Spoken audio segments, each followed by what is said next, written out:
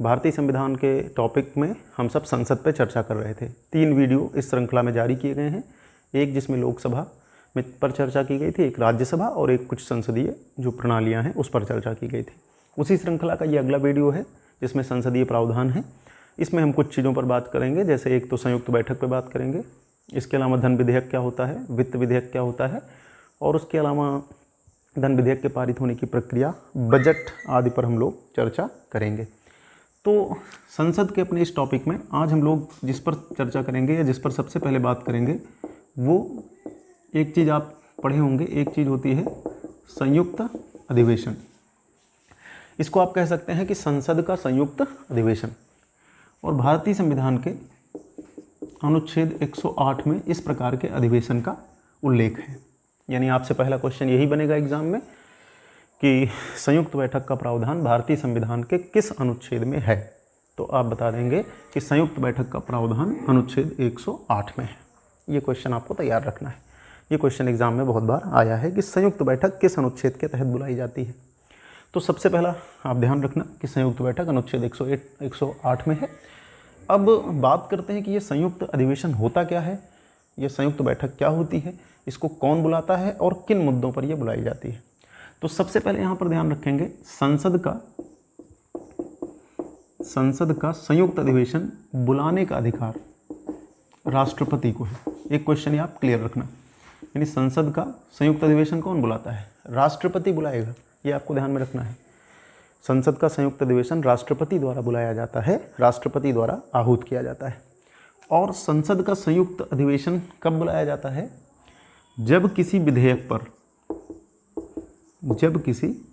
पर देखिए विधेयक क्या है, इसको मैंने आपको बताया था कि हमारे यहाँ संसद विधायी निकाय है। संसद विधायिका का काम करती है, विधि निर्माण का काम करती है। तो जब किसी कानून का ड्राफ्ट संसद में पारित होने के लिए रखा जाता है तो उसको विधेयक कहते हैं, बिल कहते हैं। अंग्रेजी में इसके लिए शब्द है बिल। और जब वो पारित हो जाता है तो उसको अधिनियम या एक्ट कहते हैं। तो विधेयक कहाँ पर पारित होता है, संसद में पारित होता है। और संसद में विधेयक पारित होने की अपनी अपनी प्रक्रिया है। जैसे विधेयक का दोनों सदनों के द्वारा अलग अलग पारित किया जाना चाहिए। धन विधेयक में क्या स्थिति है वो मैं आपको बता चुका हूँ। तो संयुक्त अधिवेशन अनुच्छेद 108 में वर्णित है, राष्ट्रपति बुलाता है। और कब बुलाता है, जब किसी विधेयक पर संसद के दोनों सदनों में गतिरोध उत्पन्न हो जाए। गतिरोध का मतलब है कि एक सदन विधेयक को पारित कर चुका है, दूसरा उसको पारित नहीं करना चाहता है या उसमें कुछ प्रावधान संशोधन चाहता है। और उस विधेयक पे देखो, अगर विधेयक पे मतदान, जैसे कोई विधेयक एक सदन में पारित हुआ, लोकसभा में पारित हुआ और राज्यसभा में मतदान के लिए रखा गया, नहीं पारित हुआ, तब तो वो समाप्त हो गया। यदि वो राज्यसभा में मतदान के लिए नहीं रखा गया है और राज्यसभा चाहती है कि ये पारित हो लेकिन इसमें कुछ चेंज हो जाए, वो चेंज लोकसभा में चूंकि सत्ता पक्ष का बहुमत होता है वो नहीं मानने को तैयार है। तो कुल मिलाकर के एक स्थिति हो सकती है जब संसद के दोनों सदन का मतलब क्या होता है, एक तो है आपका लोकसभा और एक है आपका राज्यसभा। तो यदि लोकसभा और राज्यसभा दोनों सदनों में कोई गतिरोध उत्पन्न हो जाए, अंतिम रूप से गतिरोध उत्पन्न हो जाए और जो अन्य रास्ते हैं, अन्य विकल्प हैं वो समाप्त हो जाएं, तो ऐसी स्थिति में राष्ट्रपति संयुक्त अधिवेशन बुलाएगा। यानी कि दोनों सदनों के बीच किसी मुद्दे पर, किसी विधेयक पर गतिरोध उत्पन्न हो जाए। लेकिन यहाँ पर 2 चीज़ें आप ध्यान से देखिए, बड़े ध्यान से इन चीज़ों को समझना है। संविधान संशोधन विधेयक। देखिए विधेयक कई प्रकार के होते हैं। मुख्य रूप से एक संविधान संशोधन विधेयक होता है, एक साधारण विधेयक होता है, एक धन विधेयक होता है और एक वित्त विधेयक होता है। तो एक चीज़ आप ध्यान से थोड़ा सा दिमाग पे जोर डालिए। मैंने आपको क्या बताया था कि संविधान संशोधन विधेयक पर दोनों सदनों को समान अधिकार हैं। यदि संविधान संशोधन विधेयक को एक सदन नहीं पारित करता है तो वो पारित नहीं होगा। तो संविधान संशोधन विधेयक और एक आप ध्यान रखना धन विधेयक। धन विधेयक क्या है आगे हम सब चर्चा करेंगे। तो संयुक्त बैठक कभी भी इन दोनों विधेयकों के लिए नहीं बुलाई जाएगी, ध्यान रखना। धन विधेयक और संविधान संशोधन विधेयक के लिए कोई भी संयुक्त बैठक नहीं बुलाई जाती है, ध्यान रखना है आपको। देखिए धन विधेयक लोकसभा से यदि पारित हो जाता है तो राज्यसभा सिर्फ उसे 14 दिन रोक सकती है। यदि राज्यसभा उसको ना भी पारित करे, गतिरोध उत्पन्न करे, तो कोई फर्क नहीं पड़ता। यदि राज्यसभा धन विधेयक को नहीं पारित करेगी तो वह उसी रूप में 14 दिन बाद पारित मान लिया जाएगा। यदि राज्यसभा धन विधेयक में कोई संशोधन करना चाहती है तो ये लोकसभा की इच्छा पर है कि उसको माने या न माने। और संविधान संशोधन विधेयक पे दोनों सदनों को समान अधिकार है। संविधान संशोधन विधेयक को दोनों सदनों द्वारा अलग अलग पारित होना अनिवार्य है। तो जैसे एग्जाम में कभी भी क्वेश्चन आए कि संयुक्त बैठक किसके लिए आती है, तो धन विधेयक के लिए तो बिल्कुल नहीं आती और संविधान संशोधन विधेयक के लिए भी बिल्कुल नहीं आती। तो संयुक्त बैठक या संयुक्त अधिवेशन किन विधेयकों के संदर्भ में हो सकती है? एक साधारण विधेयक और दूसरा वित्त विधेयक। अब यहाँ पे कई बार आप कंफ्यूज होंगे यदि आप नए हैं तो, क्योंकि धन विधेयक और वित्त विधेयक में थोड़ा सा अंतर है, आगे हम भी चर्चा कर लेंगे। वित्त विधेयक अलग है, वित्त विधेयक के लिए संयुक्त बैठक हो सकती है, लेकिन धन विधेयक के लिए संयुक्त बैठक नहीं होती है। तो वित्त विधेयक और साधारण विधेयक के संदर्भ में ही संयुक्त बैठक आती है। तो कितने क्वेश्चन यहाँ पे तैयार हो रहे हैं? संयुक्त अधिवेशन किस अनुच्छेद में है? 108 में है। कब बुलाया जाता है? जब दोनों सदनों के बीच किसी विधेयक को लेकर के स्थायी तौर पे गतिरोध बन गया हो और उसका कोई समाधान न बन रहा हो, तो राष्ट्रपति संयुक्त अधिवेशन बुलाता है। और ये संयुक्त अधिवेशन साधारण विधेयक और वित्त विधेयक के संदर्भ में ही बुलाए जा सकते हैं, ये आपको ध्यान में रखना है। तो संयुक्त अधिवेशन के बारे में ये सारी बातें आपको ध्यान रखनी है। और ध्यान रखना, संयुक्त अधिवेशन तभी जारी किया जाता है जब दोनों विधेयक अंतिम रूप से असहमत हो जाए, ये बहुत विलंब किसी विधेयक के पारित करने में हो जाए और उसको पारित कराना अनिवार्य हो जाए। बुलाता कौन है ये आप जान गए हैं। अब आगे की चीज़ें समझिए। संयुक्त अधिवेशन में एक चीज़ हमेशा ध्यान रखेंगे कि संयुक्त अधिवेशन में जो भी कार्यवाही होगी, ध्यान रखना, संयुक्त अधिवेशन की जो भी कार्यवाहियाँ होंगी वो लोकसभा के नियमों के अनुसार होंगी, ये ध्यान रखना है। राज्यसभा के नियमों के अनुसार नहीं होती हैं।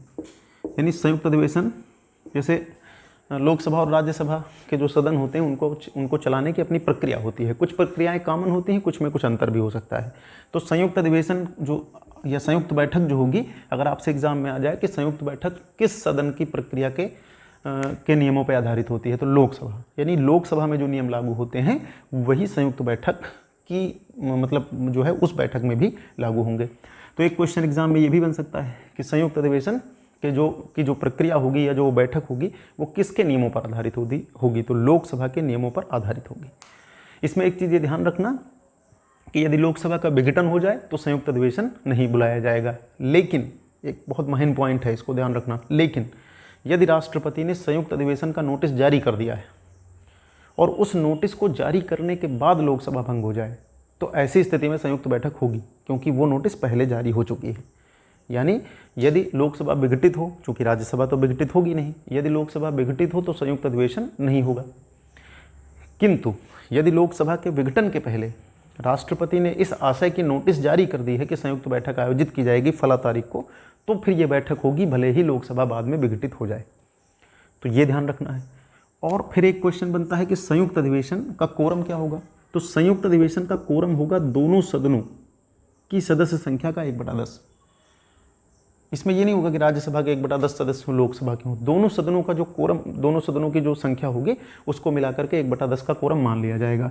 मतलब जैसे 245 और 545 अगर हम मान लें वर्तमान में फुल हाउस, तो 790, तो 10% कितना हो जाएगा? 7। तो दोनों सदनों की संयुक्त संख्या का कोरम मान लिया जाएगा और कोरम कितना होगा? 1/10 होगा। संयुक्त बैठक में भी कोरम की व्यवस्था रहती है, ये ध्यान रखना है आपको।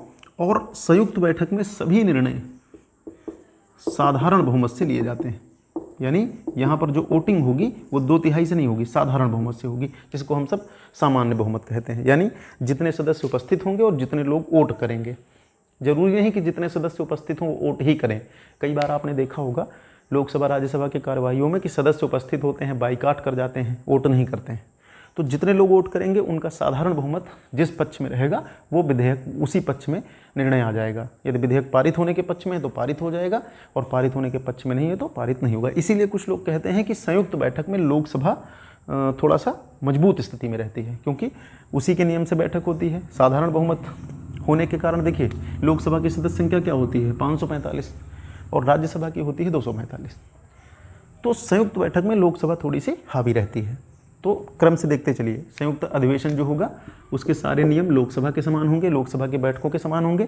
कोरम कुल सदस्य संख्या का 1/10 होगा। सारे निर्णय साधारण बहुमत से लिए जाएंगे। और संयुक्त अधिवेशन की अध्यक्षता कौन करेगा? आप बताएंगे हमेशा कि संयुक्त अधिवेशन की अध्यक्षता कौन करते हैं, तो आप बताएंगे लोकसभा अध्यक्ष करते हैं। ये क्वेश्चन भी एग्जाम में खूब बार आया है।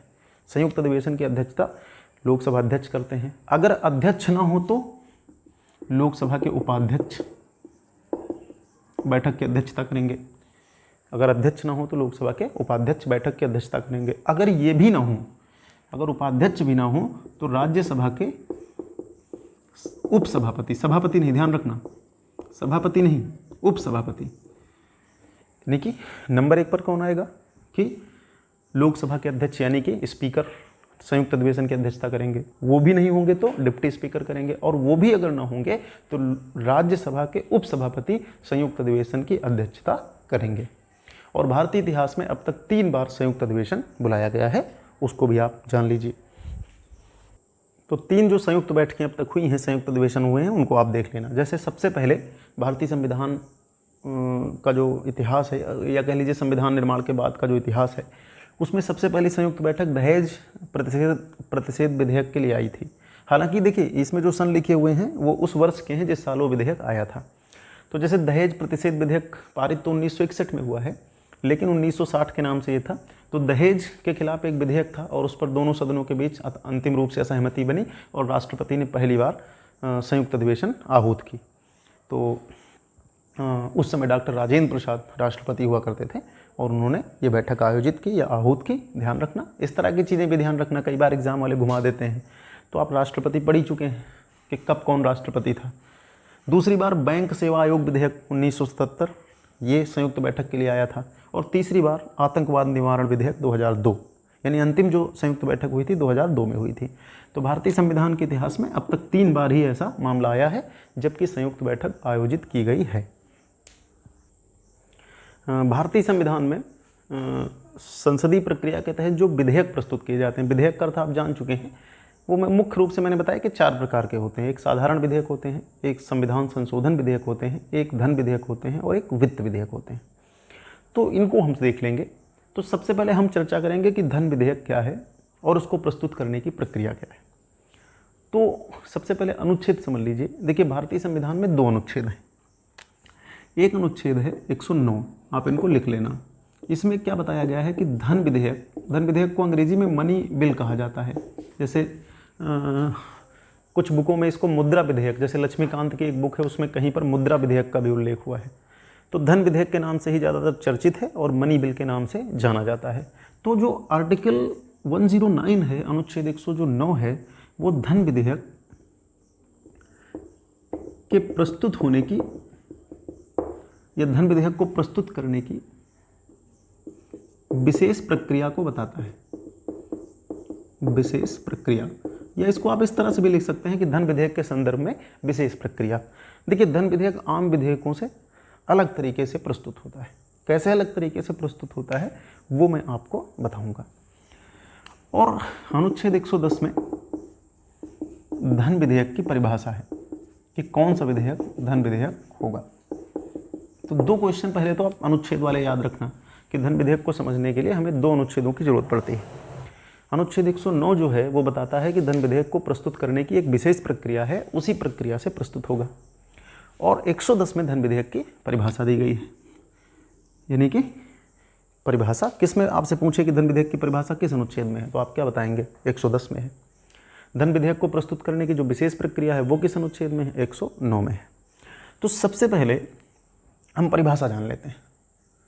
परिभाषा जान लेते हैं तो देखिए सरल अर्थों में, बाकी आप जब लक्ष्मीकांत की बुक पढ़ेंगे तो वहाँ पे विस्तार से परिभाषा दी गई है, लेकिन सरल अर्थों में आप समझिए कि जैसे कोई कर लगाना हो, कोई कर लगाना हो तो कर से संबंधित प्रस्ताव को धन विधेयक के तौर पे प्रस्तुत किया जाता है। फिर आपके मन में एक विचार उठ सकता है कि जीएसटी भी एक कर था तो उसके संदर्भ में धन विधेयक क्यों नहीं आया? तो देखिए जीएसटी का मामला अलग था।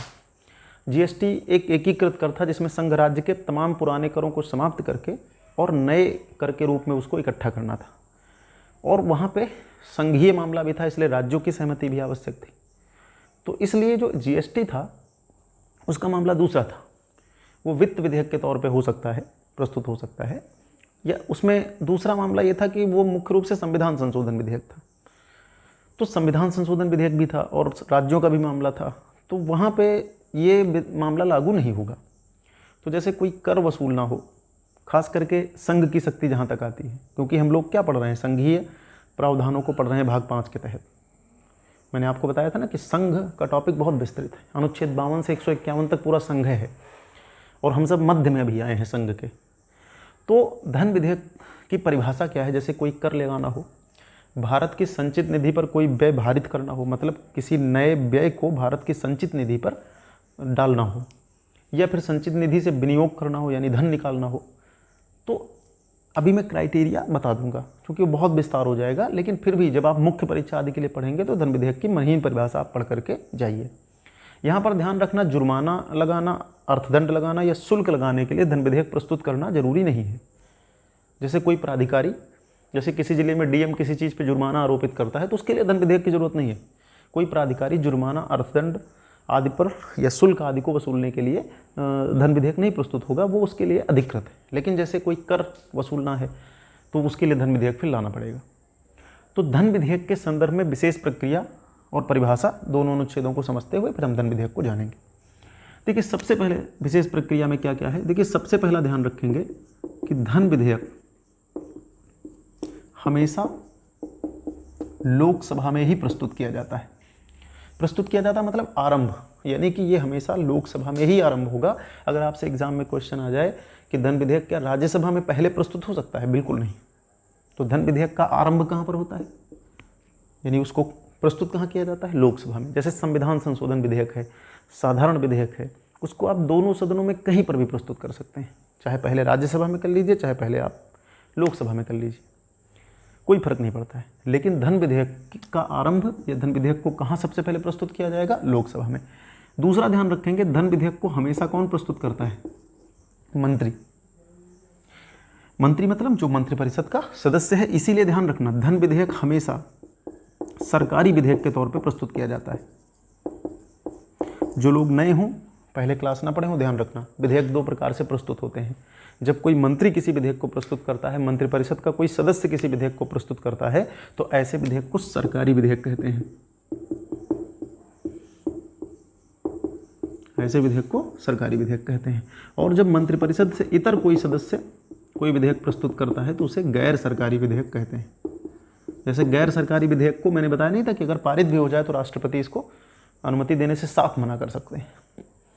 सरकारी विधेयक के पीछे सत्ता पार्टी का बल होता है और ये विधेयक हमेशा मंत्री प्रस्तुत करते हैं।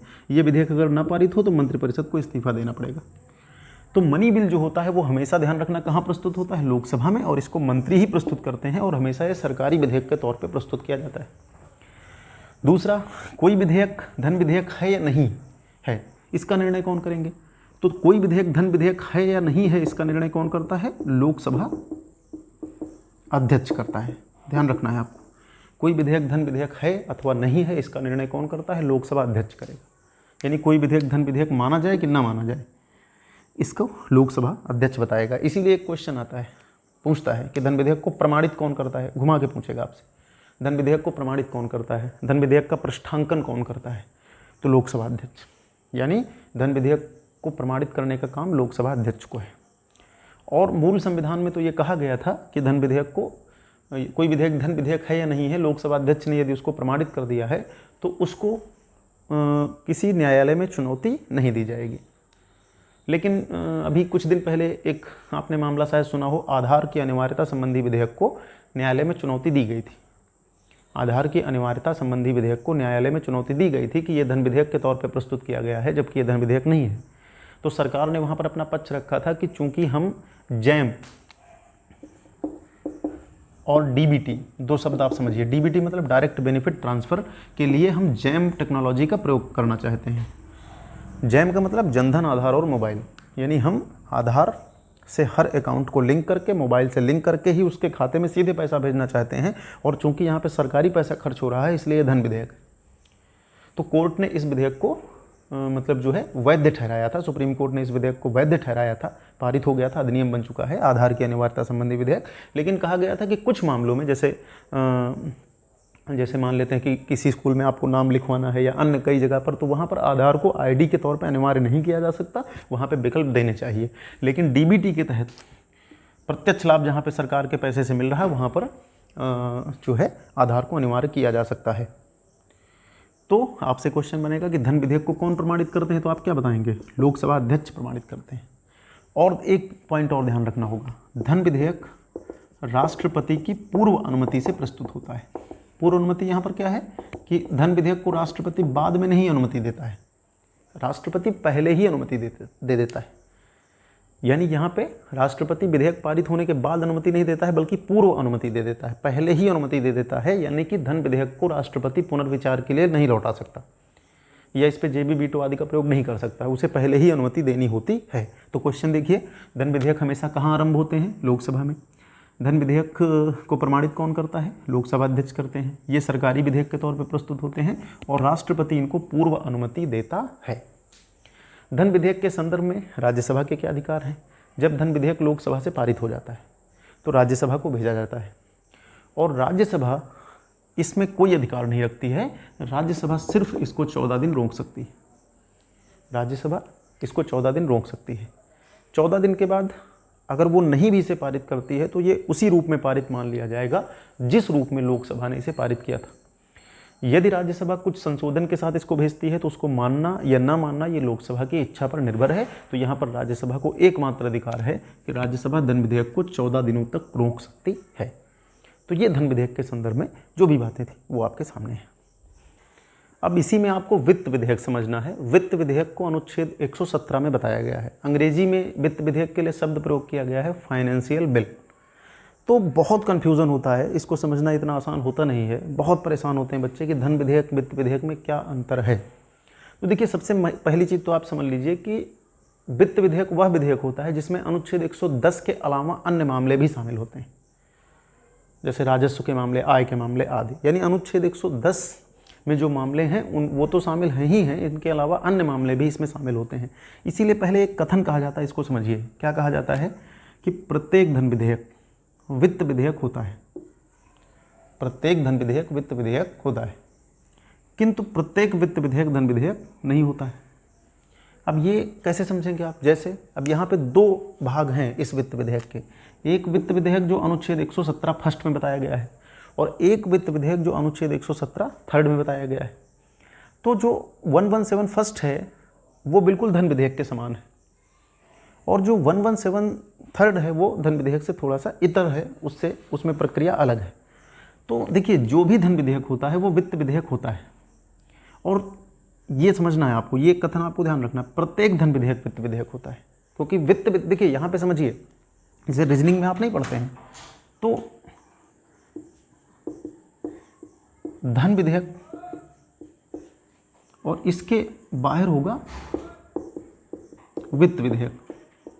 जैसे आप रीजनिंग में नहीं पढ़ते हैं, तो रीजनिंग में होता नहीं है कि जो अंदर है, यानी कि धन विधेयक, इसको आप रीजनिंग के मेथड से समझिए। यानी धन विधेयक की जो परिभाषा है वो जो दी गई है अनुच्छेद 110 में, तो धन विधेयक की जो परिभाषा है वो वित्त विधेयक में भी लागू होती है। लेकिन वित्त विधेयक में धन विधेयक की परिभाषा के अलावा कुछ और तत्व भी जोड़ दिए जाते हैं। इसलिए वित्त विधेयक क्या है, थोड़ा व्यापक है। तो इस रीजनिंग मेथड से आप समझिए। इसमें आप इस कथन से आप क्या समझेंगे, इस जो है तर्क से आप क्या समझ रहे हैं कि प्रत्येक धन विधेयक वित्त विधेयक है लेकिन प्रत्येक वित्त विधेयक धन विधेयक नहीं है। यानी धन विधेयक में जो मामले होते हैं वो वित्त विधेयक में होते हैं अनिवार्य तौर पे, और वित्त विधेयक में कुछ और भी मामले होते हैं जो धन विधेयक की परिभाषा से बाहर के होते हैं। तो प्रत्येक धन विधेयक वित्त विधेयक होता है, किंतु प्रत्येक वित्त विधेयक धन विधेयक नहीं होता है। यहाँ पे देखिए, अब यहाँ पे 2 प्रकार से वित्त विधेयक को बांटा गया है। 2 प्रकार से वित्त विधेयक को बांटा गया है, मतलब कि अनुच्छेद 117 फर्स्ट में जो वित्त विधेयक आते हैं उनमें अनुच्छेद 110 की परिभाषा के अलावा कुछ अन्य तत्व शामिल होते हैं। ध्यान से सुनना, नहीं कंफ्यूज हो जाओगे, बहुत महत्वपूर्ण है। अनुच्छेद 117 फर्स्ट में जो वित्त विधेयक हैं उसमें अनुच्छेद 110 की परिभाषा के अलावा कुछ और तत्व जोड़ दिए जाते हैं। तो अनुच्छेद 110 तो है ही है, लेकिन कुछ अन्य परिभाषाएं भी यहाँ पर जुड़ती हैं। और जो अनुच्छेद 117 फर्स्ट के तहत वित्त विधेयक प्रस्तुत किया जाता है वो बिल्कुल धन विधेयक के समान प्रस्तुत किया जाता है। यानी यहाँ पर लोकसभा अध्यक्ष उसको प्रमाणित करेंगे, राष्ट्रपति पूर्व अनुमति देंगे और वो लोकसभा में ही आरंभ होगा। यानी अनुच्छेद 117 फर्स्ट के तहत जो वित्त विधेयक प्रस्तुत किया जाता है वो सदैव कहाँ पर प्रस्तुत होगा? लोकसभा में ही प्रस्तुत होगा। उसको अनुमति कौन देंगे? राष्ट्रपति देंगे। लेकिन एक अंतर है धन विधेयक से। वो अंतर क्या है कि अनुच्छेद 117 फर्स्ट के तहत जो वित्त विधेयक प्रस्तुत किया जाता है उसको राज्यसभा द्वारा भी पारित करना होता है। राज्यसभा द्वारा भी पारित करना होता है, ये आपको ध्यान में रखना है। राज्यसभा द्वारा पारित किया जाना अनिवार्य हो जाएगा। यानी कि अनुच्छेद 117 का जो वित्त विधेयक है उसमें एक चीज़ है कि उसको लोकसभा में ही पहले प्रस्तुत किया जाएगा धन विधेयक के समान। उसको राष्ट्रपति की पूर्व अनुमति से ही प्रस्तुत किया जाएगा। लेकिन एक अंतर आ जाता है, क्या अंतर? कि इसको राज्यसभा द्वारा भी पारित होना अनिवार्य है। तो अनुच्छेद 117 में वित्त विधेयक जो आता है वो धन विधेयक के समान प्रस्तुत होगा, राष्ट्रपति की पूर्व अनुमति से प्रस्तुत होगा, लोकसभा अध्यक्ष वो लोकसभा में ही प्रस्तुत होगा पहले, लेकिन राज्यसभा से पारित होना होगा और इसके संदर्भ में संयुक्त बैठक बुलाई जा सकती है। और इसमें अनुच्छेद 110 की परिभाषा और कुछ अन्य बिंदु को शामिल करके वित्त विधेयक आता है। अब जो अनुच्छेद 117(3) में आता है वो दूसरे प्रकार का वित्त विधेयक होता है। इस अनुच्छेद 117(3) का जो वित्त विधेयक होता है वो संचित निधि से संबंधित होता है। संचित निधि से अगर कोई प्रकार का विनियोग करना है, कहीं पर खर्च करना है, तो वो 117(3) में आएगा। तो 117(3) का जो मामला है वो संचित निधि से भारित है और ये राज्यसभा में भी प्रस्तुत हो सकता है। यानी इसको लोकसभा में भी प्रस्तुत किया जा सकता है, आरंभ किया जा सकता है, राज्यसभा में भी प्रस्तुत किया जा सकता है। और देखो दोनों में राज्यसभा इसको क्या कर सकती है? नामंजूर कर सकती है, इसको भी नामंजूर कर सकती है, संयुक्त बैठक बुलाई जा सकती है। बस अंतर इतना है कि 117 फर्स्ट का जो होता है वो धन विधेयक के समान प्रस्तुत होता है, हालांकि राज्यसभा से पारित होना उसका अनिवार्य होता है। 14 दिन का नियम वहाँ पर नहीं होता है। और जो दूसरा इसका पार्ट है वो संचित निधि से संबंधित होता है। इसमें राष्ट्रपति, हाँ एक चीज़ इसमें है कि अनुच्छेद 117(3) के तहत विधेयक तभी रखा जाएगा जब राष्ट्रपति उस पर विचार करने के लिए कहें, और इसका भी लोकसभा राज्यसभा द्वारा अलग अलग पारित किया जाना आवश्यक है। तो वित्त विधेयक जो होता है वो थोड़ा व्यापक है। प्रत्येक धन विधेयक वित्त विधेयक होगा, लेकिन प्रत्येक वित्त विधेयक धन विधेयक नहीं होगा। और धन विधेयक में 110 और उसके साथ साथ अन्य मामले और साथ ही साथ अनुच्छेद 117 के तहत संचित निधि से संबंधित मामले आते हैं। और ये बजट के आमतौर पे बाद ही प्रस्तुत किया जाता है, तो ये आपको ध्यान में रखना है। इसके अतिरिक्त इस टॉपिक में एक चीज़ और हम सब चर्चा कर लेते हैं, वार्षिक वित्तीय विवरण। वार्षिक वित्तीय विवरण, जिसको आम बोलचाल की भाषा में आप क्या कहते हैं? बजट। तो देखिए बजट के जो पहलू हैं, बजट कितने प्रकार का होता है, बजट के चरण क्या होते हैं, उस पर हम लोग अर्थव्यवस्था खंड में विस्तार से बात करेंगे, क्योंकि बजट भारतीय संविधान में भी वर्णित है और अर्थव्यवस्था में इस पर विस्तार से बात होती है और उसमें बहुत सारे पहलुओं पर चर्चा होगी जब हम सब बजट पढ़ेंगे तो। लेकिन यहाँ पर बजट के संवैधानिक प्रावधान को जानते हैं। तो देखिए सबसे पहले यहाँ पर क्या रखा गया है, या क्या कहा गया है? बजट को संविधान में वार्षिक वित्तीय विवरण कहा गया है। ध्यान रखना, संविधान में बजट शब्द का प्रयोग नहीं किया गया है। बजट एक लोकप्रिय शब्द है, सरल भाषा में इसका किसी देश के आय व्यय के ब्यौरे से संबंधित होता है। और रूढ़ अर्थों में बजट का मतलब आप जानते होंगे, अर्थव्यवस्था खंड में उस पर हम विचार करेंगे। लेकिन यहाँ पर आप ध्यान रखना, भारतीय संविधान में बजट के लिए क्या शब्द प्रयोग किया गया है? वार्षिक वित्तीय विवरण का प्रयोग किया गया है। अनुच्छेद 112 में इस बात का उल्लेख है। और वहाँ पर एक चीज़ लिखी गई है कि राष्ट्रपति, यानी बजट कौन प्रस्तुत करवाएगा? राष्ट्रपति प्रस्तुत करवाएगा। राष्ट्रपति प्रत्येक वित्तीय वर्ष के लिए, प्रत्येक वित्तीय वर्ष का मतलब जो भी वित्तीय वर्ष होगा, जैसे भारत का वित्तीय वर्ष अभी तक क्या है? 1 अप्रैल से 31 मार्च। हालांकि इस पर चर्चा चल रही है कि इसको 1 जनवरी से 31 दिसंबर कर दिया जाए, जब होगा तो बदल जाएगा, लेकिन अभी फिलहाल यही है 1 अप्रैल से 31 मार्च। तो राष्ट्रपति प्रत्येक वित्तीय वर्ष के लिए लोकसभा में वार्षिक वित्तीय विवरण रखवाएगा। ध्यान रखना, लोकसभा में वार्षिक वित्तीय विवरण रखवाएगा और इसे राज्यसभा में भी प्रस्तुत किया जाएगा। इसको राज्यसभा में भी प्रस्तुत किया जाएगा। और ध्यान रखना, बजट कौन प्रस्तुत करवाएगा? राष्ट्रपति करवाएगा। कहाँ प्रस्तुत करवाएगा? लोकसभा में करवाएगा और इसे राज्यसभा में भी रखा जाएगा। और ध्यान रखना, बजट जब प्रस्तुत होता है तो ना तो उस पर बहस होती है, ना ही उस पर मतदान होता है। यानी जब बजट प्रस्तुत किया जाता है तो उस पर बहस या मतदान नहीं होती है। सत्ता पक्ष का वित्त मंत्री, आमतौर पे वित्त मंत्रालय जिसके पास होगा, वो बजट को प्रस्तुत करता है। 2017 के पहले या 17 के पहले का जो मामला था वो दूसरा था, वहाँ पर रेल बजट आम बजट एक ही में प्रस्तुत अलग अलग प्रस्तुत होता था, अब दोनों को भी एक कर दिया गया है। तो जब बजट प्रस्तुत होता है तो बजट पे ना तो कोई बहस होती है ना मतदान होता है, जो भी बहस मतदान होगी वो बाद में अनुदान की मांग आदि पर होगी। तो बजट किस अनुच्छेद में है ये ध्यान रखना, 112 में है। बजट के लिए शब्द क्या प्रयोग किया गया है, वार्षिक वित्तीय विवरण। बजट कौन रखवाता है, राष्ट्रपति रखवाता है। कहाँ रखवाता है, लोकसभा में रखवाता है। राज्यसभा में भी रखा जाएगा लेकिन इस पर कोई बहस और मतदान नहीं होता है। इसके बाद अनुच्छेद 113 को देखना, ये सब बहुत ध्यान से देखना क्योंकि आमतौर पे इनको जल्दी से आप पढ़ते भी नहीं हैं, आप जल्दी जल्दी देख लेते हैं, कई बार टीचर भी नहीं पढ़ाते हैं। तो ध्यान से देख लेना तो काफ़ी कॉन्सेप्ट आपके क्लियर हो जाएंगे। यहाँ पर एक चीज़ मैंने लिखी है, अनुदान की मांग, अनुच्छेद 113। यानी अनुच्छेद 113 में क्या है, अनुदान की मांग है, डिमांड फॉर ग्रांट्स। तो जो ग्रांट्स होती हैं, जो अनुदान की मांग होती है, वो अनुच्छेद 113 में आती है। इसको कैसे आप समझेंगे, देखिए सबसे पहले समझिए कि बजट में जो अनुमानित व्यय, बजट में जो अनुमानित व्यय संचित निधि पर भारित होते हैं। ध्यान रखना, भारत की एक संचित निधि का प्रावधान किया गया है और संचित निधि अनुच्छेद 266 में है। आगे आपको हम पढ़ा देंगे, ये आप यहाँ पर ध्यान रखना। तो भारत सरकार की एक संचित निधि होती है, अनुच्छेद 266 में उसका वर्णन है।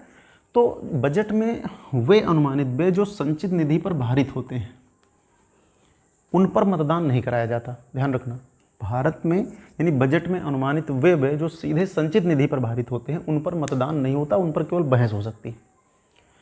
और उसमें कटौती प्रस्ताव भी आते हैं, जैसे विपक्ष कटौती प्रस्ताव ला सकता है। कटौती प्रस्ताव एक प्रकार का अंकुश होते हैं कि यदि कोई पक्ष मनमाने तरीके से खर्च करे तो विपक्ष उसको जनता के सामने ला सकता है, कटौती प्रस्ताव के द्वारा उसके पर नीतिगत दबाव बना सकता है। तो बजट में अनुमानित ऐसे व्यय जो पहले से अनुमानित हैं और संचित निधि पर भारित हैं उन पर मतदान नहीं होता है, उन पर सिर्फ बहस होती है। लेकिन इसके अतिरिक्त जो अन्य व्यय होते हैं, यानी बजट में अनुमानित संचित निधि पर भारित व्यय के अतिरिक्त जो अन्य व्यय होते हैं, तो अन्य व्यय के लिए डिमांड फॉर ग्रांट्स रखी जाती है। कहाँ पर, लोकसभा में। ये ध्यान रखना है आपको, और इस पर मतदान होता है। डिमांड फॉर ग्रांट्स जो होती है, अनुदान की जो मांग होती है, उस पर मतदान होता है और ये केवल और केवल लोकसभा में रखी जाती है, राज्यसभा में नहीं रखी जाती। आपको ध्यान रखना होगा।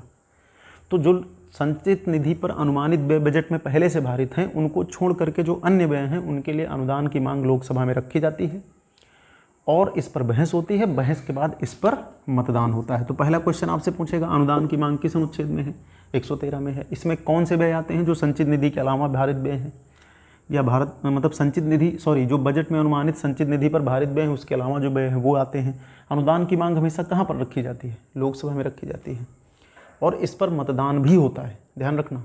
और यदि इसमें क्वेश्चन ध्यान रखना, यदि अनुदान की मांग को लोकसभा अस्वीकार कर दे तो यहाँ पर ध्यान रखना, अनुदान की मांग में लोकसभा बढ़ोतरी नहीं कर सकती, बढ़ा नहीं सकती, कटौती कर सकती है, या मांग हो उसमें कटौती कर दी जाए या रद्द कर दिया जाए।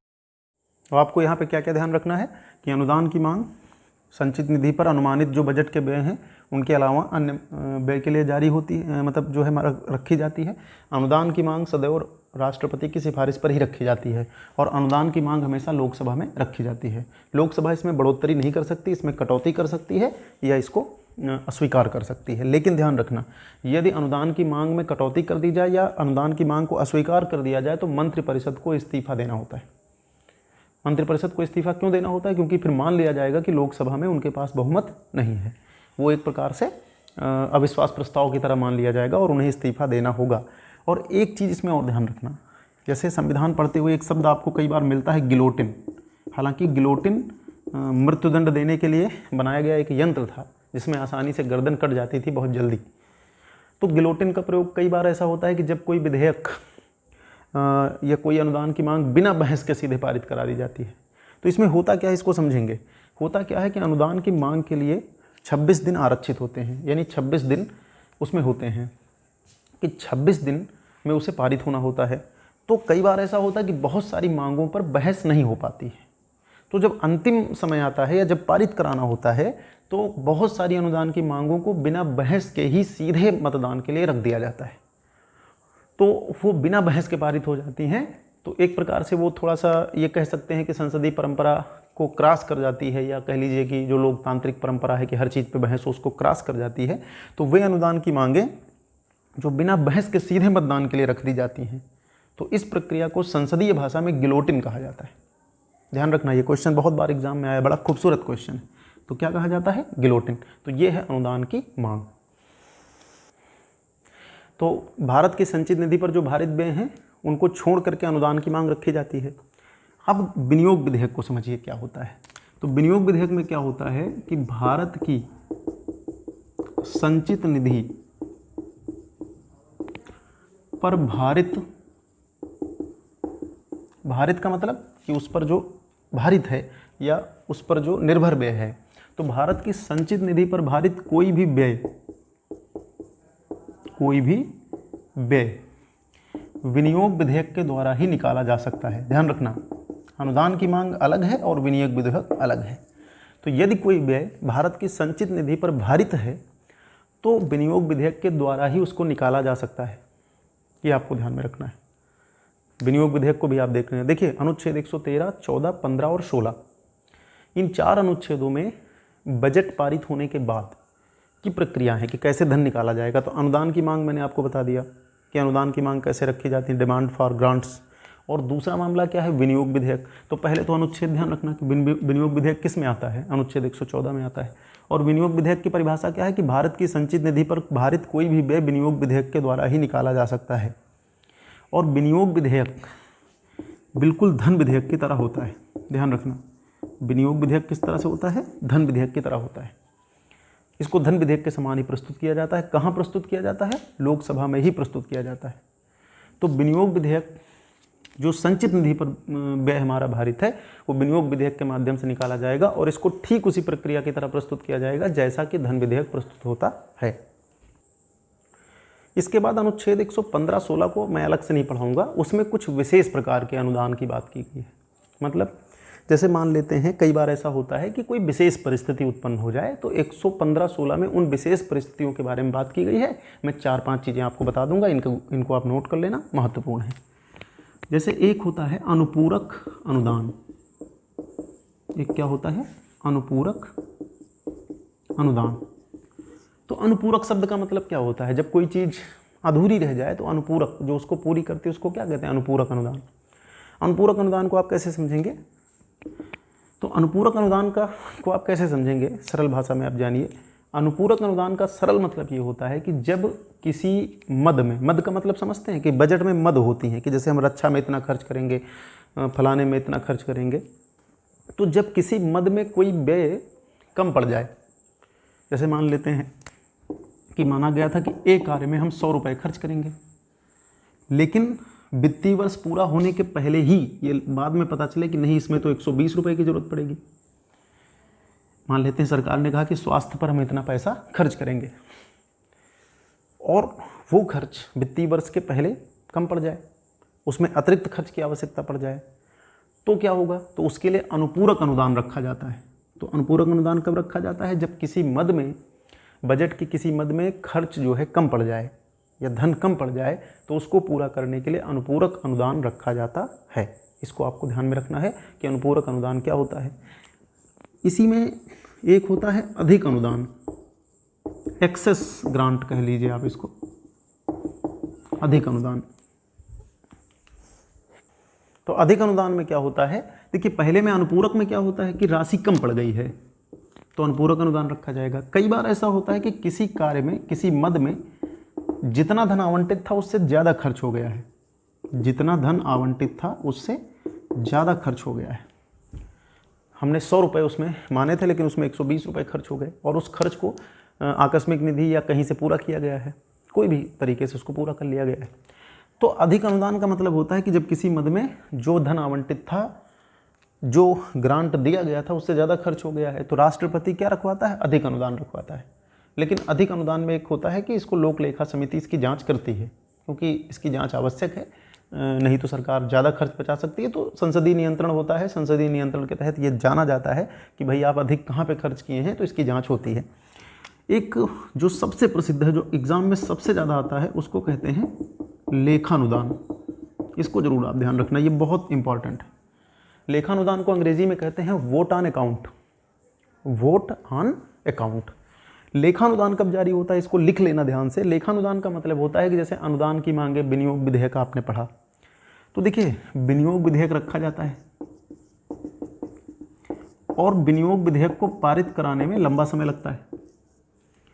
जैसे अब तो बजट टाइम से प्रस्तुत होने लगा है, फरवरी के पहले ही सप्ताह में प्रस्तुत करके कोशिश की जाती है कि धन समय से आवंटित हो जाए, नहीं तो पहले फरवरी के अंतिम दिन बजट प्रस्तुत होता था और उसके बाद फिर उसको पारित कराते कराते मई या लास्ट अप्रैल मई तक का समय लग जाता था। तो ऐसी स्थिति में क्या होता था कि किसी मद में पैसा नहीं है और वित्तीय वर्ष नया शुरू भी हो गया है और पैसा विनियोग नहीं हो पाया है, अभी संचित निधि से पारित नहीं हो पाया है। तो देखिए लेखानुदान क्या होता है, वोट ऑन अकाउंट क्या होता है, इसको जरूर ध्यान से लिख लेना, ये एग्जाम में खूब पूछा जाता है कि जब किसी मद में या बजट में जो खर्च अनुमानित हैं जो विनियोग विधेयक से प्राप्त होने हैं, तो विनियोग विधेयक के लिए आप पहले विनियोग विधेयक रखेंगे, फिर वो पारित होगा तब पैसा आपको मिलेगा, और किसी खर्च की जरूरत तुरंत हो, तो ऐसी स्थिति में क्या होता है कि लेखानुदान रख दिया जाता है। मतलब बजट पारित हो चुका है, बजट प्रस्तुत किया जा चुका है, लेकिन उसमें जो धनराशि का निकालना है वो अभी नहीं हो पाया है, विनियोग विधेयक अभी पारित नहीं हो पाया है और पैसे की ज़रूरत है, नया वित्तीय वर्ष शुरू हो चुका है। तो जब तक बजट में अनुमानित जो व्यय है वो विनियोग नहीं हो जाता है और उस अवधि के खर्चों को चलाने के लिए एक लेखानुदान रखा जाता है। लेखानुदान एक प्रकार से अग्रिम धन देने की व्यवस्था है। तो लेखानुदान के माध्यम से क्या होता है कि विनियोग विधेयक पारित होने के पहले ही खर्च भर का पैसा दे दिया जाता है, एक प्रकार से एडवांस है। यानी बजट की जो मांग है या जो बजट में जो विनियोग विधेयक के द्वारा मांग करके पैसा निकालना है वो नहीं संभव हो पाया है और उसके बीच के खर्चों को चलाने के लिए जो एडवांस या अग्रिम धन दे दिया जाता है उसी को क्या कहते हैं, लेखानुदान कहते हैं। तो लेखानुदान को आप कैसे समझेंगे, विनियोग विधेयक से पैसा निकालने के लिए जो समय लगता है उस समय में खर्चों को चलाने के लिए एक प्रकार से अग्रिम धन जो है संसद के द्वारा मतलब जो है सरकार को दे दिया जाता है, उसको वोट ऑन अकाउंट या लेखानुदान कहते हैं। तो ये एक प्रकार से अग्रिम धन देने की व्यवस्था है। जब तक विनियोग विधेयक पारित होकर के धन मिलेगा उस अवधि के खर्चों को चलाने के लिए इसको पारित किया जाता है। इसके बाद दो प्रकार के अनुदान आपको और देखने हैं, एक होता है प्रत्ययानुदान और एक होता है अपवादानुदान। हिंदी शब्द थोड़े से कठिन है लेकिन इनका संबंध ग्रांट से है, मैं व्याख्या कर दूंगा, आप समझ लेंगे। तो इन दोनों अनुदानों को हम सब और देख लेते हैं, फिर उसके बाद इस क्लास को समाप्त करते हैं। एक होता है प्रत्ययानुदान, अंग्रेजी में शब्द है वोट ऑन क्रेडिट, जैसे वोट ऑन अकाउंट है वैसे इसको क्या कहते हैं, वोट ऑन क्रेडिट। तो प्रत्ययानुदान कब किस परिस्थिति में जारी होता है, जैसे कोई सेवा या कोई मद का मतलब समझ रहे हैं ना कि बजट में जैसे रक्षा एक मद है, सेवा एक मद है, कोई भी कार्य, स्वास्थ्य है, शिक्षा है, तो जब कोई सेवा और मद बहुत विशाल होती है या अनिश्चित प्रवृत्ति की होती है, जैसे हर खर्च का आप एग्जैक्ट अनुमान नहीं लगा पाएंगे। जैसे कोई सेवा बहुत विशाल है, बहुत बड़ी है, अनिश्चित प्रवृत्ति की है, तो उसका खर्च एकदम से एग्जैक्ट आपको नहीं पता होगा, तो एकदम से आकस्मिक खर्च कोई उत्पन्न हो जाए। तो क्या होता है कि प्रत्ययानुदान तब रखे जाते हैं जब कोई सेवा बहुत अनिश्चित प्रवृत्ति की होती है, विशाल प्रवृत्ति की होती है, तो इसको रखा जाता है वोट ऑन क्रेडिट। इसको एक प्रकार से कहते हैं कि ये लोकसभा द्वारा सरकार को दिया गया ब्लैंक चेक है। ब्लैंक चेक का मतलब उसमें जो चाहे राशि वो भर सकती है। तो प्रत्ययानुदान जब कोई मद बहुत विशाल होती है, अनिश्चित प्रवृत्ति की होती है और उसमें खर्च एकदम से असीमित तौर पर उत्पन्न हो जाए, तो ऐसी स्थिति में प्रत्ययानुदान दिया जाता है। और अपवादानुदान का मतलब होता है कि कोई एक्सेप्शनल कंडीशन बन जाए, जैसे मान लेते हैं कि कोई ऐसी कंडीशन बन जाए जिसको हमने कभी सोचा ही नहीं था कि ना ही, देखिए अपवादानुदान जो होता है इसको हम बजट में नहीं रखते हैं, जो एक्सेप्शनल ग्रांट्स होती हैं इनको हम बजट में नहीं रखते हैं। तो आप जानते हैं इतना विशाल देश है, बहुत सारे खर्च होते हैं, कोई खर्च एकदम से आ जाए, जैसे कोविड संकट अभी आया तो बहुत सारे खर्च एकदम से उत्पन्न हो गए जिनकी हमने कल्पना भी नहीं की थी। तो सरकार चाहे तो अपवादानुदान या एक्सेप्शनल ग्रांट की मांग कर सकती है। तो जब अपवाद स्वरूप कोई खर्च उत्पन्न हो जाए तो क्या होगा, अपवादानुदान होगा। अगर कोई सेवा बहुत विशाल अनिश्चित प्रवृत्ति की है तो क्या होगा, वोट ऑन क्रेडिट होगी, वोट ऑन अकाउंट। ये सब आपको ध्यान में रखना है, गिलोटिन ध्यान रखना है। तो ये बड़ा ही महत्वपूर्ण लेक्चर है, अगर आप इसको ध्यान से सुनेंगे, देखिए ना एक बार में समझ में आए, आप रिवाइंड करिए, पुश करिए, आराम से समझिए, लिखिए, समझ में आएगा आपको। तो ये क्लास मैं यहीं पर समाप्त करता हूँ।